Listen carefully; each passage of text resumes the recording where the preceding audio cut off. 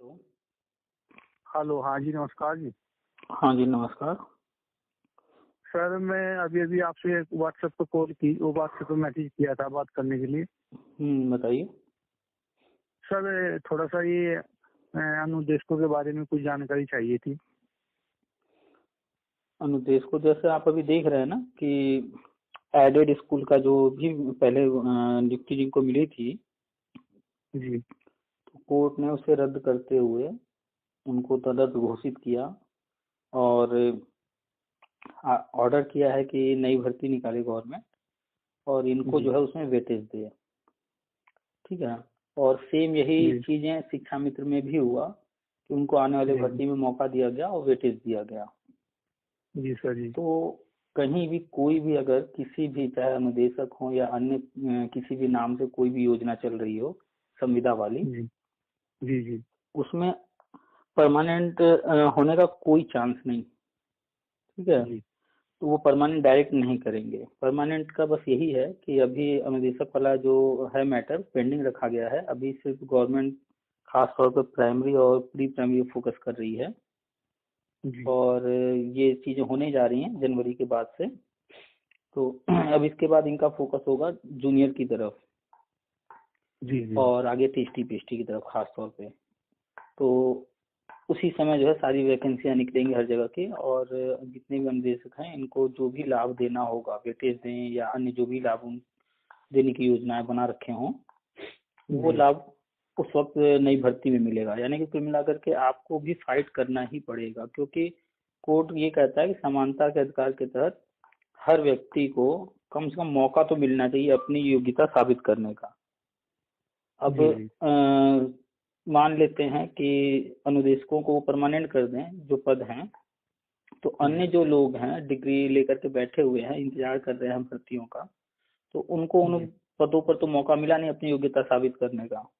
बिल्कुल बिल्कुल। हाँ, तो कोर्ट जो है इस फेवर में रहती है कि जो पद हैं उस पर निष्पक्ष जो है आप भर्ती की परीक्षा या जो भी प्रोसेस है जैसे भी करना है आप वो कराइए।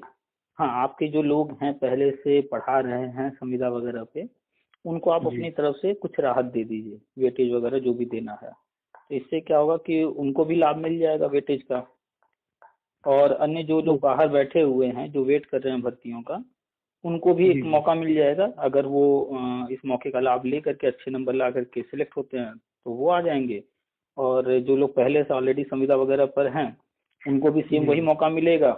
कंपटीशन में वो भी फाइट करेंगे, इतने सालों से पढ़ा रहे हैं, नॉलेज तो होगा ही, तो पेपर अच्छा ही जी करेंगे और उसके बाद वेटेज भी मिलेगा। तो मेरिट में आगे रहेंगे ही रहेंगे। जब मेरिट में आगे होंगे तो सिलेक्शन भी उनका लगभग लगभग कंफर्म होगा। ठीक ठीक है सर।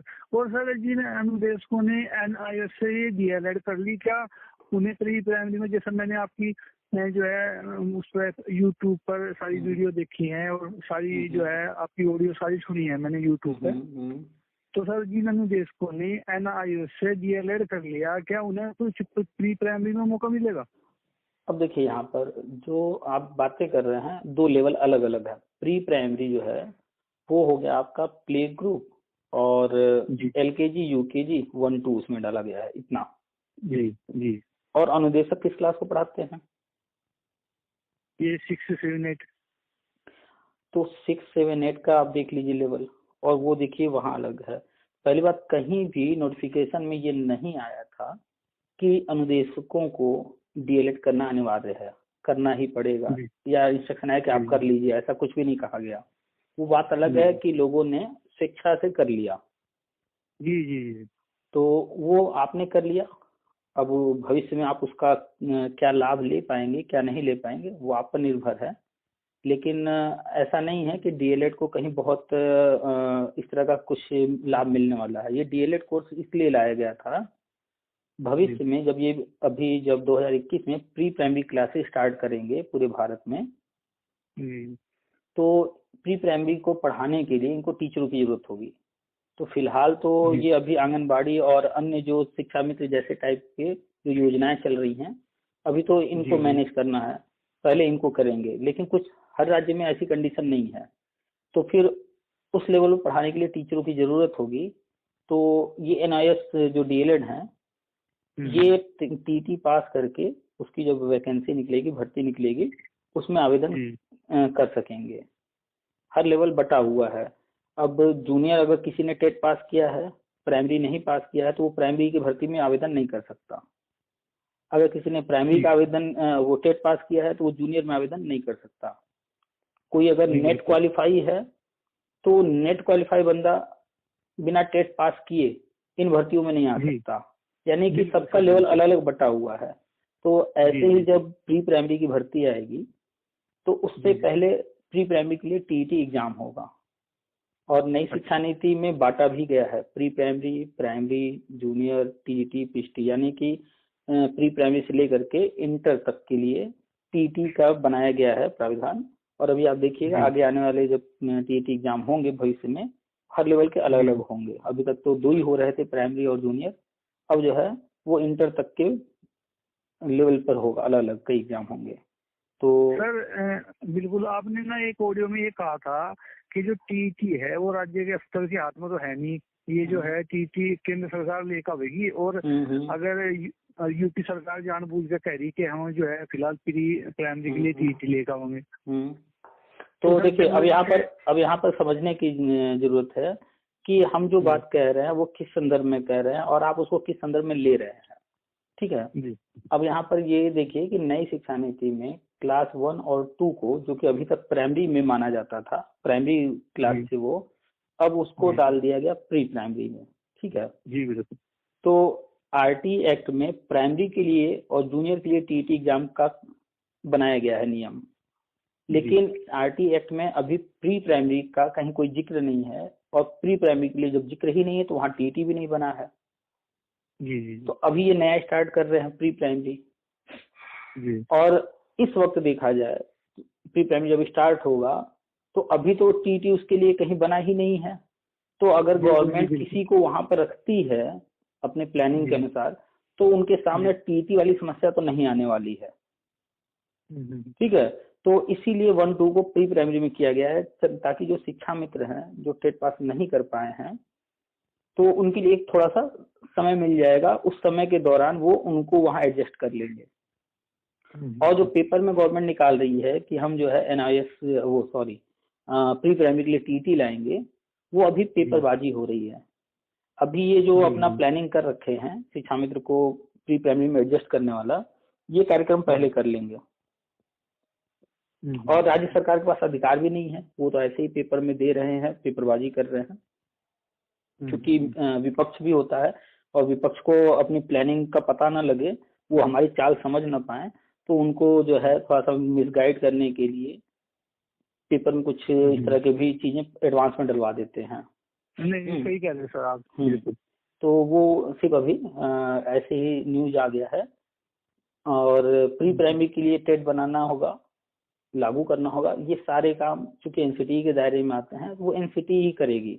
और अभी एनसीटी ने इस बारे में कोई जिक्र कहीं नहीं किया है, ना कुछ बोला है। भविष्य में वो करेगी जरूर, क्योंकि नई शिक्षा नीति में टेट को अनिवार्य किया गया है प्री प्राइमरी से लेकर के इंटर तक।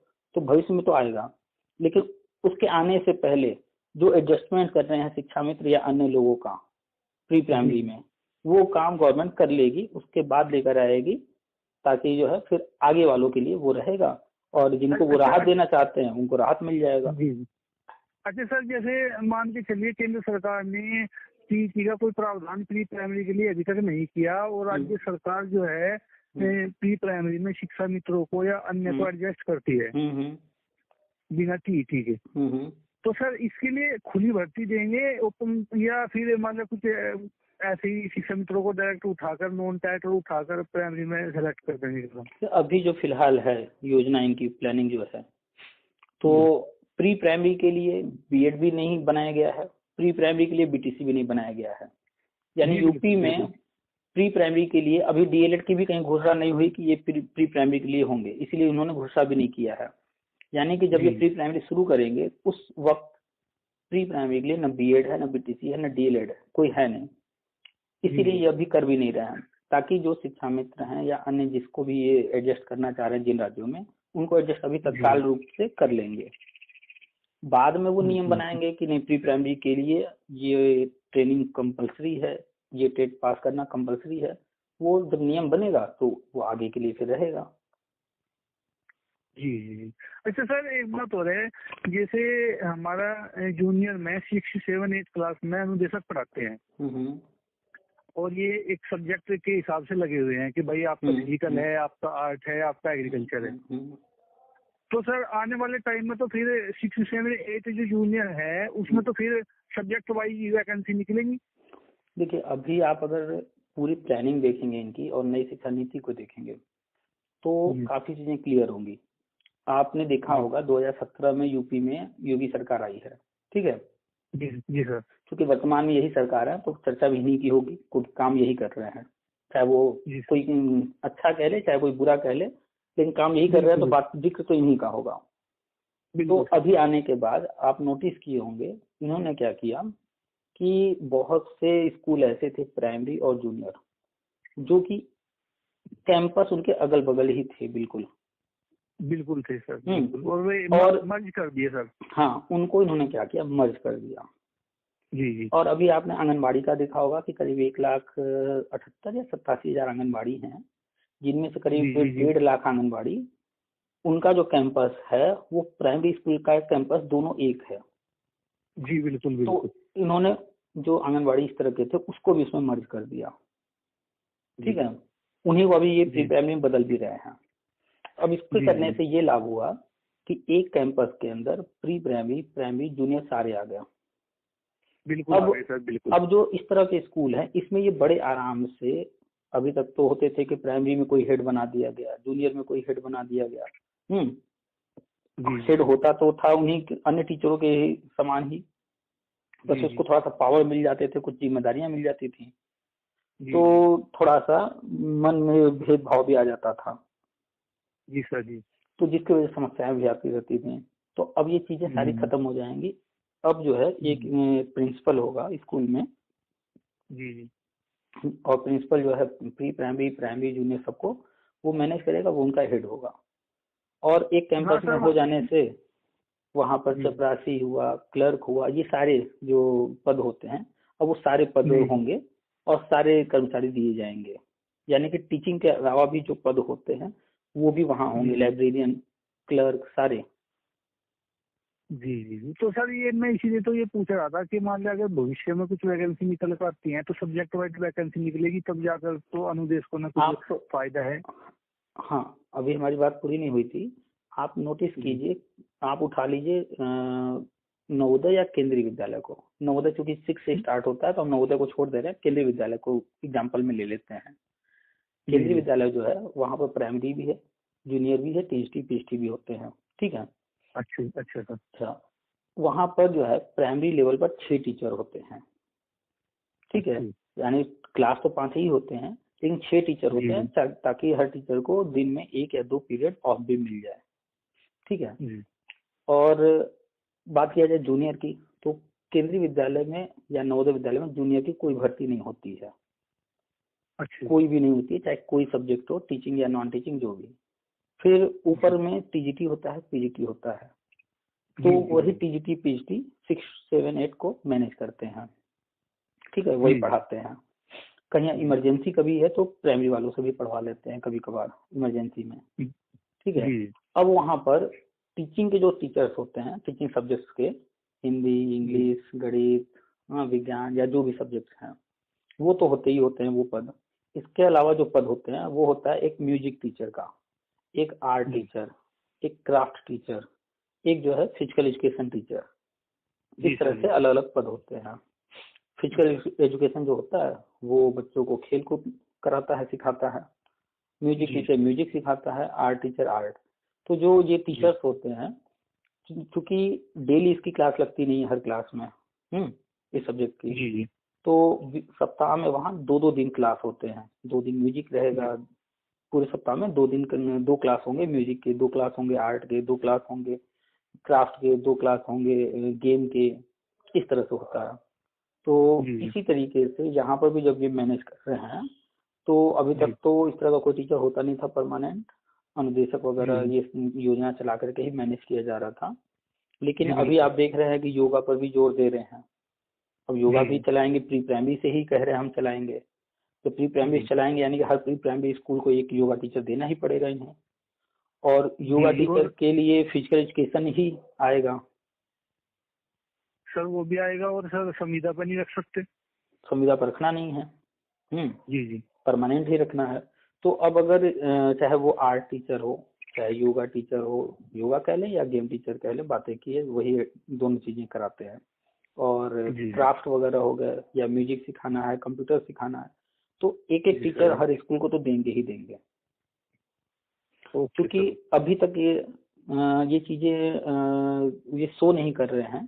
कारण क्या है कि हर चीज वो करेंगे, नई शिक्षा नीति में है तो सब कुछ, लेकिन बजट भी एक समस्या होती है, तो एक साथ सब नहीं हो सकता है। तो कुछ चीजों का प्लान अभी का है, कुछ चीजों का प्लान थोड़ा बाद में का है, तो मैनेज करके वो चल रहे हैं। तो अभी फिलहाल प्री प्राइमरी होने जा रहा है, प्राइमरी में भर्तियां होने जा रही हैं, ये सब कर रहे हैं। फिर आप देखिएगा 2021 के लास्ट जाते जाते, या हो सकता है 2022-23 में, चाहे योगी गवर्नमेंट रहे चाहे कोई और गवर्नमेंट आ जाए, योजनाएं तो जो चलती हैं वो चलती रहती हैं, वो बदलने वाला नहीं है। तो भर्तियां जो है बम्पर आएंगी। और चूंकि यूपी गवर्नमेंट ने जो 32,000 अनुदेशकों की भर्ती आई थी वो पेंडिंग छोड़ रखा है। जी सर। उसके पीछे रीजन यही है कि आगे जो होना है, जैसे एलटी ग्रेड का था कि पहले के लोग आवेदन किए थे तो फिर से उसको खोला गया, नए लोगों को कहा कि भैया आप भी आवेदन करना चाहो तो कर लो, नए लोगों ने किया, और उसमें जो मेरिट पर होती थी उसको हटा करके एग्जाम करा दिए। अब जो उसमें फाइट में आ गया वो अंदर हो गया। तो ऐसे ही ये करेंगे अनुदेशकों में भी, जो 32,000 वाला है उसको पेंडिंग रखे हैं, आगे उस भर्ती को हो सकता है फिर से खोल दें, अन्य लोग भी आवेदन कर लें, और पुराने लोग भी रहेंगे उसमें, कोई एक एग्जाम करा देंगे, उसमें सारे लोग बैठ जाएंगे। क्योंकि अनुदेशकों को वेटेज वगैरह भी मिल रहा होगा, उसका लाभ लेते हुए जो लोग जहाँ सिलेक्शन पा जाए सीट अपना एक कवर कर लें।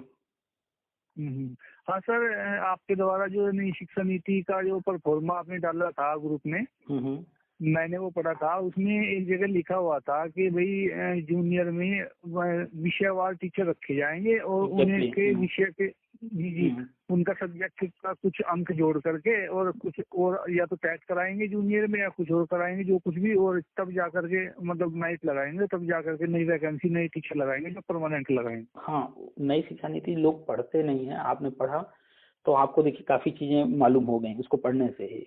क्योंकि गवर्नमेंट कुछ अलग से नहीं करती है, वो सारी नीतियों को लेकर के चलती है, और जो ये नई शिक्षा नीति है पूरा शिक्षा के लिए ही स्पेशली बना है। तो इसमें हर चीज का जिक्र हुआ है कि क्या होने वाला है आगे भविष्य में। अब कोई पढ़ के समझ पाता है, कोई नहीं समझ पाता है, खैर। तो जूनियर में अब हर सब्जेक्ट के लिए अलग अलग टीचर होंगे, यानी कि चाहे वो कोई लेवल हो, हर सब्जेक्ट के लिए स्पेशलिस्ट दिया जाएगा। ऐसा नहीं है कि कोई मैथ वाला है उसे हम हिंदी पढ़वा रहे हैं, ऐसा नहीं होगा। वो बात अलग है, किसी दिन मैथ टीचर नहीं आया है तो हम जो हिंदी वाले से मैथ को कह दिए आप आज जाके क्लास को देख लीजिए, वो अलग मैटर है एक दिन का, वो तो मैनेज करना पड़ता है, वो एक दिन के लिए तो नहीं टीचर आ जाएगा। लेकिन परमानेंट की बात करें, परमानेंट नहीं, अब नियुक्तियां होनी है, अस्थायी संविदा वगैरह होना नहीं है, सब अस्थायी रहेगा। तो अब हर सब्जेक्ट, चाहे वो टीचिंग सब्जेक्ट हो या नॉन टीचिंग सब्जेक्ट हो, सबके एक एक टीचर देंगे। तो अब जूनियर में देख लीजिए, तो टीचिंग में आपका भाषा में हिंदी है, इंग्लिश है, कहीं कहीं संस्कृत भी चलता रहता है, उर्दू भी चलता रहता है। तो भाषा के ये टीचर्स देंगे ही देंगे। अगर कोई दूसरा राज्य जैसे पंजाब वगैरह है या साउथ में चले जाएं तो वहां पर उनकी जो लैंग्वेज होगी वहां पर उसके टीचर देंगे। ठीक है, इसके बाद मैथ के देंगे ही, साइंस के देंगे ही, इतिहास भूगोल के देंगे ही, सारे सब्जेक्ट के देंगे। और उसके बाद तो सर हो सकता है कि यूपी में ये जो जूनियर में अगर नई वैकेंसी निकालने तो उसमें टीजीटी की तरह ही कोई टेस्ट लिया जाएगा। जो नई भर्ती आएगी उसमें ये रहेगा कि टेट तो रहेगा अनिवार्य, ठीक है। अच्छा जी। और जैसे अभी प्राइमरी के लिए सुपर टेट आया है, ठीक है, इसी तरीके का एग्जाम आगे भी होगा। हालांकि वो लेवल नहीं रहेगा, ये जो सुपर टेट था ये भी थोड़ा सिलेबस चेंज होने जा रहा है। अभी जो भर्तियां हो रही थी अब वो नया आयोग बन चुका है, तो वो आयोग अब आगे भर्ती कराएगा। तो आगे आप देखेंगे कि प्राइमरी लेवल के लिए जो सुपर टेट हो रहा था उसका भी सिलेबस थोड़ा चेंज होगा, वो नए सिलेबस के अकॉर्डिंग कराएगा। सही कह रहे सर आप, बदलाव होगा। हाँ, आयोग चूंकि आयोग के पास जा रहा है ना, तो आयोग अपना सिस्टम खुद डेवलप करेगा, वो अपने अकॉर्डिंग करवाएगा हर चीज। और यहाँ पर था 14-15 सब्जेक्ट जो थे, इतना नहीं रहेगा बर्डन, लिमिटेड सब्जेक्ट होंगे। टीचिंग के हिसाब से होगा कि जिस लेवल का हम टीचर चुन रहे हैं उस लेवल पे उस टीचर को क्या पढ़ाना है, फोकस उस सब्जेक्ट पर होगा। सपोज मान लीजिए जूनियर की भर्ती है और हिंदी टीचर की है, तो अगर 100 प्रश्न है तो उसका जब वो पैटर्न तैयार करेंगे एग्जाम कराने का, उसमें 60 प्रश्न या 80 प्रश्न वो हिंदी से पूछेंगे, इस तरह का बना देंगे। एग्जैक्टली, बिल्कुल आप सही कह रहे सर, बिल्कुल। आपने नोटिस किया होगा तो डीएसएसबी है, केंद्रीय विद्यालय है, नवोदय विद्यालय में जो भर्तियां होती हैं वहां पर भी ऐसा ही है। वहाँ जैसे अगर कोई जो है साइंस का दे रहा है, फिजिक्स का, केमिस्ट्री का, तो पर्टिकुलर उस सब्जेक्ट का तो क्वेश्चन रहता ही है, 80% लगभग वही रहता है। फिर इसके अलावा भी और सब्जेक्ट, रीजनिंग और भाषा में हिंदी इंग्लिश के भी प्रश्न आते हैं, उनको भी करना पड़ता है। बिल्कुल सर, क्योंकि हरियाणा टेट देखा है मैंने, हरियाणा टेट दिया था, तो हरियाणा टेट में फिजिकल के क्वेश्चन, क्योंकि मैं फिजिकल से जो एग्जाम देने के लिए गया था, तो फिजिकल के क्वेश्चन अलग थे, 60-70 क्वेश्चन अलग थे। तो सर आप सही कह रहे हैं, बिल्कुल कि ऐसे ही होगा कि सब्जेक्ट से अब जैसे ही ये नया आयोग अभी देखिएगा, अभी तो आयोग तो बने हुए 2 साल हो गया, लेकिन जानबूझकर उसको पेंडिंग रखा गया था क्योंकि मैटर जो था शिक्षा मित्र वाला, वो 2 भर्तियों में मौका देने को कहा गया था, तो वो सारी चीजें गवर्नमेंट अपने तरीके से हैंडल कर रही थी। अब सारी चीजें सिस्टमेटिक होंगी ताकि अब जो है भर्तियां कोर्ट में न जाए, अब विवाद न उत्पन्न हो, सब कुछ ढंग से हो। तो नया आयोग बन गया है, अब आयोग हर चीज कराएगा। तो आयोग जब भी पेपर बनाएगा तो अब आप देखेंगे हर चीज जो सिस्टम यहाँ ला रहे हैं वो चीजें आप नोटिस किए होंगे, तो कहीं ना कहीं नवोदय विद्यालय में, केंद्रीय विद्यालय में ये सिस्टम चल रहा है। और केंद्रीय विद्यालय को कहा ही जाता है कि ये लैब है, यानी कोई भी शिक्षा viभाग में नया चीज आता है उसको ट्रायल में सबसे पहले केंद्रीय विद्यालय को देते हैं, वहां पर वो चला के देखते हैं, सफल होता है तो अन्य जगहों पर भी उसको जो है लागू किया जाता है, सफल नहीं होता है तो वहीं को वहीं खत्म कर देते हैं। क्योंकि हम केंद्रीय विद्यालय में पढ़ाए हैं तो हमने देखा है केंद्रीय विद्यालय में सब कुछ, और जैसे जैसे गवर्नमेंट जो चीजें कर रही है तो वो साफ दिख रहा है हमें कि ये तो वहाँ होता था, हमने ये चीजें वहाँ देखी हैं, वहाँ रहा है, हमने किया है, वही यहाँ हो रहा है। तो जब 10 चीजें वहाँ वाली हो रही हैं तो हम ये मान के चलते हैं कि अगर 2 चीज और हमने वहाँ देखा है तो वो भी यहाँ होगा, और हो ही रहा है, गवर्नमेंट कर ही रही है हर चीज। जी सर, 2022 तक जैसा सरकार संविदा के पद ये समाप्त करने के लिए कह रही है कि मतलब ये संविदा पे टीचर नहीं रखेंगे। हाँ। या तो इनका परमानेंट करेंगे या इन्हें जैसे आपने बताया अभी या कोई टेस्ट लेंगे, इनका कुछ भी करे सरकार करेगी। नई शिक्षा नीति में साफ साफ कहा गया है कि 2022 तक संविदा के पद समाप्त कर देने हैं और नई कोई संविदा पद पर भर्ती नहीं होनी है। कुछ लोग हैं लुटेरे टाइप के जो कोर्ट कचहरी करते हैं, याची बनाते हैं, वो लोग फालतू में अफवाह उड़ाते रहते हैं कि सरकार जो है संविदा पर मानदेय पर रखेगी, ऐसा कुछ नहीं है। लोग पढ़ते नहीं है। नई शिक्षा नीति में साफ लिखा है कि अब संविदा नहीं होगा, तो संविदा पर अब नई भर्ती तो होनी नहीं है, ठीक है। टीचिंग वाली, टीचिंग की कोई भर्ती नहीं होगी, नॉन टीचिंग में वो करते रहे उससे कोई फर्क नहीं पड़ता, दूसरे डिपार्टमेंट में करते रहे उससे नहीं मतलब है। यहाँ जो नई शिक्षा नीति है वो टीचिंग से मतलब है, तो टीचिंग सब्जेक्ट्स में कोई भी संविदा का टीचर नहीं होगा। और जो संविदा पर हैं उनको अभी 2022 तक तो ये मैनेज कर सकते हैं अपना, लेकिन उतने समय तक इनको भर्तियां निकाल करके आगे जो है परमानेंट भर्ती करनी होगी। बात अलग है कि 2022 लक्ष्य रखा गया, हो सकता है 2-4 महीना, 6 महीना या 1 साल थोड़ा और समय लेना पड़ जाए, वो अलग मैटर है, लेकिन वो संविदा खत्म करना ही है। अब खत्म करेंगे तो जो संविदा पर है, चाहे अनुदेशक हो, चाहे शिक्षा मित्र, चाहे जो भी, अब वो उनका क्या करना है ये जिम्मेदारी आ जाती है राज्य सरकार पर।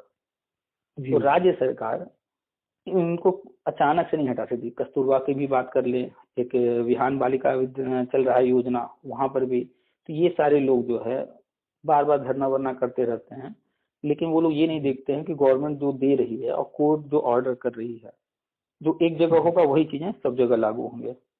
जी बिल्कुल।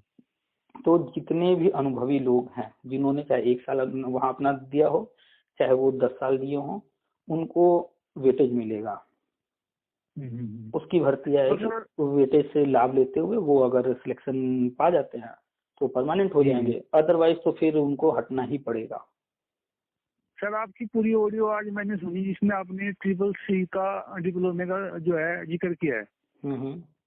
नहीं सर, वो जो नहीं आपने लिखा था, वो ग्रुप में डाला था, लिखा हुआ कि CCC कर लीजिए, उससे फायदा होगा। तो एक्चुअली सर आप जानते हैं कि अब जो है स्कूलों को स्मार्ट बनाया जा रहा है। जी बिल्कुल। और स्मार्ट स्कूल में आप जानते हैं वहां पर व्हाइट बोर्ड या ब्लैक बोर्ड नहीं होगा, स्मार्ट क्लास होगा, तो वहां पर टेक्नोलॉजी का यूज होगा। और वहां पर स्मार्ट बोर्ड लगा होगा, और स्मार्ट बोर्ड बिल्कुल एक तरह से वो कंप्यूटर ही है। बिल्कुल सर, तो कंप्यूटर नॉलेज तो कंपलसरी होता जा रहा है, बच्चों को भी पढ़ाया जा रहा है कंप्यूटर। और सबसे मेन क्या है कि आप जब टीचिंग में जाते हैं तो वहाँ आपको पेपर खुद बनाना पड़ता है, खुद ही स्कूलों में टाइप भी करना पड़ता है, खुद ही सारा काम कंप्यूटर पर आपको कहा जाएगा करना पड़ेगा, यानी कंप्यूटर पर आपको हर काम करना ही पड़ेगा। जी। तो अब स्कूलों को भी टैबलेट वगैरह दे रहे हैं अभी भविष्य, क्योंकि अभी बजट नहीं है तो अभी टैबलेट दे रहे हैं। तो टैबलेट जब हाथ में आएगा आपके, तो आपको उसको भी तो चलाना पड़ेगा, वो भी तो कंप्यूटर ही है। तरह तरह के वेबसाइट बन रहे हैं, आपको अपने डेटा अपडेट करने हैं, वो जानकारी जो मांगते हैं वो डालना है। तो कंप्यूटर कहीं ना कहीं जो है अब पूरी तरह से अंदर सिस्टम में आ चुका है। क्योंकि केंद्रीय विद्यालय नवोदय विद्यालय में तो एकदम पूरी तरह से कंप्यूटर पर ही डिपेंड है। हम केंद्रीय विद्यालय में पढ़ाए, वहाँ पेपर हम खुद बनाते थे, खुद टाइप करते थे, खुद प्रिंट करते थे, सब कुछ हम लोग खुद ही करते थे। कंप्यूटर पर PPT बना करके बच्चों को जो पढ़ा रहे हैं उस पर पावर पॉइंट प्रेजेंटेशन बना करके वो दिखाना होता था, वीडियोस दिखाने होते थे। तो सारी चीजें तो लैपटॉप कंप्यूटर पर ही वहाँ काम करना पड़ता था। तो वही चीजें यहाँ भी ला रहे हैं। तो कुछ तो नॉलेज होना ही चाहिए हर किसी को। और यहाँ पर ज्यादातर लोग खाली बैठ करके इंतजार कर रहे हैं कि हमें नौकरी मिल जाए, नौकरी मिल जाए। भाई बैठे क्यों, कुछ तो अपने आप में इम्प्रूवमेंट लाते रहो। कंप्यूटर सीख लो, स्पोकन अगर कर सकते हो इंग्लिश स्पोकन कर लो। क्यों? क्योंकि ठीक है अभी जब मिलेगी तब मिलेगी नौकरी, कम से कम आप जो है अगर कहीं प्राइवेट में 4,000 पा रहे हो, अगर आप ये सब सीख लोगे तो आप किसी अच्छे स्कूल में जाओगे, अप्लाई करोगे, ये सब नॉलेज रहेगा तो आपको 10,000 भी मिलेगा, 15,000 भी मिलेगा। तो खैर प्राइवेट में भी वो काम आने वाला है। और गवर्नमेंट मिलेगा तो यहाँ तो पूरी तरह से चेंज हो ही रहा है सिस्टम। स्मार्ट बोर्ड लग रहे हैं, स्मार्ट क्लास बन रहे हैं, तो कंप्यूटर तो कंपलसरी है, चाहे वो कोई। जी। तो सर फाइनली अनुदेशकों के लिए तो ये है कि भाई आप जो है अपने सब्जेक्ट की तैयारी करते रहिए, पढ़ते रहिए। बिल्कुल, चाहे वो कहीं भी, चाहे वो कस्तूरबा में हो, चाहे विहान में हो, चाहे अनुदेशक हो, चाहे कहीं भी कोई लगा हुआ है और संविदा पर है, उसको अपने सब्जेक्ट पर फोकस करना शुरू कर देना चाहिए। और सब्जेक्ट के अलावा कॉमन चीजें जैसे कंप्यूटर हो गया, भाषा में हिंदी और अंग्रेजी हो गया, थोड़ी बहुत मैथ हो गया, इनको भी पकड़ बना कर रखना चाहिए, क्योंकि जब भी पेपर होगा उसके सिलेबस में ये भी रहेंगे थोड़े थोड़े। बिल्कुल सर, बिल्कुल सर, बहुत बहुत धन्यवाद आपका। और सबसे बड़ी बात तो यह है कि आपने मुझे बहुत ही अच्छी तरह समझाया, आपका बहुत बहुत धन्यवाद सर। नहीं, बस ये है कि लोगों के पास इंफॉर्मेशन नहीं है, लोग ध्यान नहीं देते हैं, चीज़ों को समझते नहीं है।